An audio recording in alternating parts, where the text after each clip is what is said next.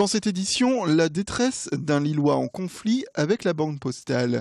Depuis son éviction de la fonction publique en 2014 et les procédures judiciaires qui en ont découlé, un Lillois désormais allocataire du RSA a vu son compte bloqué par décision d'huissier en mai dernier.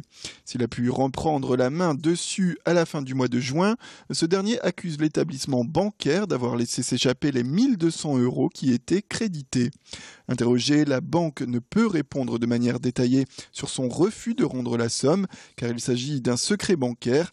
Elle assure toutefois qu'il s'agit de prélèvements effectués de manière légale. Cet argent, je ne sais pas où elle est passée. Alors, ce qu'ils m'ont expliqué, c'est comme je n'avais pas saisi la justice dans un certain délai, l'argent, elle devait être enlevée. Ce qui est faux, puisque moi, j'ai saisi la justice le 26 juin. Je l'ai fait par mail, le tribunal d'instance de Lille. Et donc, normalement, l'argent aurait dû rester. Et ils auraient dû me verser 513 € tous les mois, puisque la justice, je l'ai saisie. Donc je comprends pas, pour moi ça s'appelle un déni de justice, on me refuse même le droit de saisir la justice, donc je ne comprends pas. Autre titre dans l'actualité, les journées d'été du parti Europe Écologie Les Verts et l'Écolo Camp qui s'est tenu hier à Lille. Ce rassemblement dédié aux nouvelles technologies a réuni les militants et autres écologistes autour d'un thème central, mieux utiliser les outils disponibles sur Internet au quotidien. Durant cette journée, 3 objectifs. Le premier, comment sauver le climat en un clic.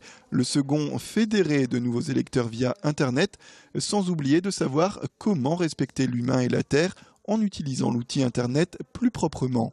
La table ronde de l'après-midi a réuni des membres du parti comme la secrétaire nationale Emma Cosse ou encore Sandrine Rousseau, tête de liste Europe Écologie Les Verts aux élections régionales de décembre, mais aussi des initiateurs de projets de démocratie participative et des activistes d'associations de défense de la protection de la vie privée des internautes. Ce qui est important, c'est justement d'avoir conscience des difficultés que pose la question numérique pour prendre en compte et au mieux ajuster. Exemple, le numérique, ça permet l'accès de toutes et tous en France aux mêmes informations. À un moment où quand on fait des réunions à Paris, forcément les Parisiens sont proches, il y en a qui sont plus loin, notamment en Outre-mer. Donc le numérique permet à tout le monde de participer, mais il faut avoir un ordinateur. Donc il faut faire attention à ne pas reproduire la fracture sociale par la fracture numérique. Ça pose des questions de santé environnementale aussi, ce que vous n'avez pas dit.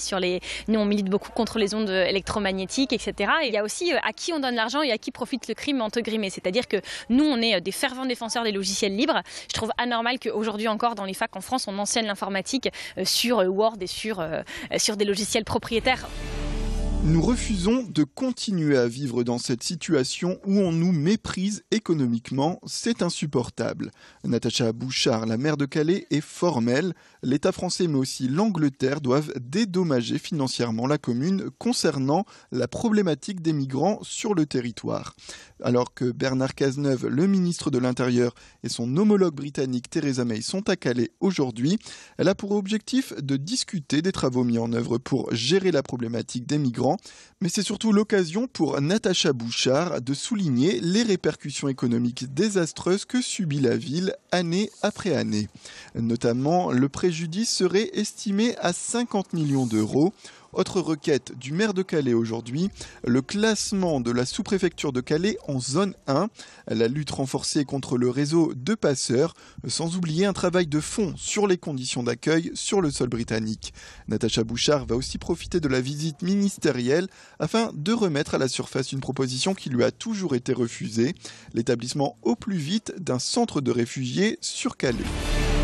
La rentrée arrive et les étudiants sont de plus en plus nombreux à partir à la recherche de logements.